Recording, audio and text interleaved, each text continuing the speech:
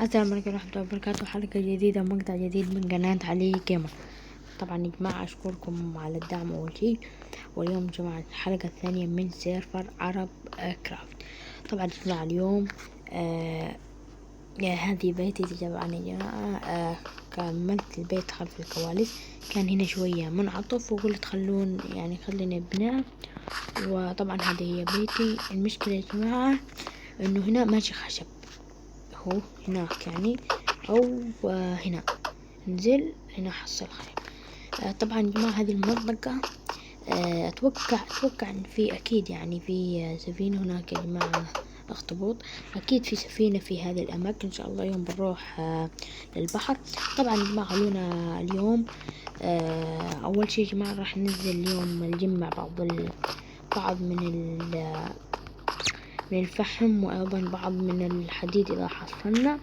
وان شاء الله يا جماعة في هذه الحلقة او الحلقة القادمة سوف نسوي مزرعة حيوانات حتى نجيب فيها بقر، وايضا نجيب فيها غنم. طبعا يا جماعة سويت سرير واقتنيت الغنم، وبعد ذلك اخذت الاكل وكليته لان كان جوع. وطبعا يا جماعة خلونا الان نجمع هذا كامل. نجمع خلونا بعدين نرجع له يا جماعة. لأن أهم شي نجمع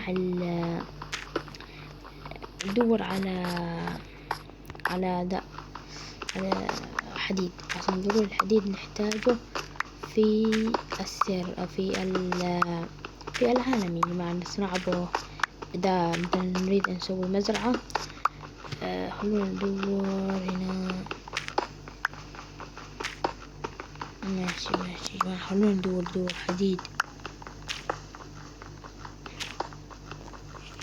طبعا يا جماعة روحوا على المنتدى، هناك الكثير من الاشياء الذي نزلتها. طبعا اليوم نزلت شيء على المنتدى. خلونا يا جماعة نحفر يا جماعة. اخس شي يوم نحفر سبحان الله يا جماعة. عادي بقول كنت افزع من يا جماعة اخس شي ماشي عندنا خشب، يعني اللي يطلع ونجيب خشب. خلونا نطلع يا جماعة، سوف اطلع واعود اليكم. طبعا يا جماعة ما حصلنا كاكس وخشب نادر، مش نادر يعني هنا يعني تحت. بس قلت خلاص هذه الحلقة سوف تكون لبني مزرعة ان شاء الله، والحلقة خلف الكواليس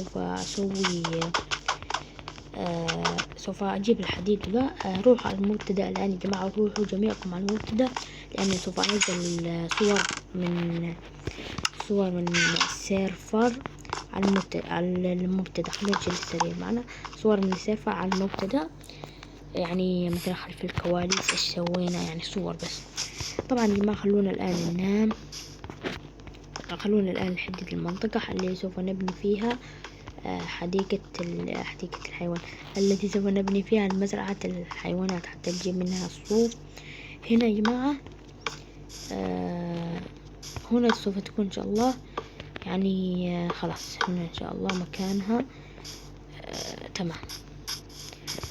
خلونا نسويها اول شي. خلونا نروح ننام يا جماعة الان يجي كريبر ويخلص علينا الشغل كامل.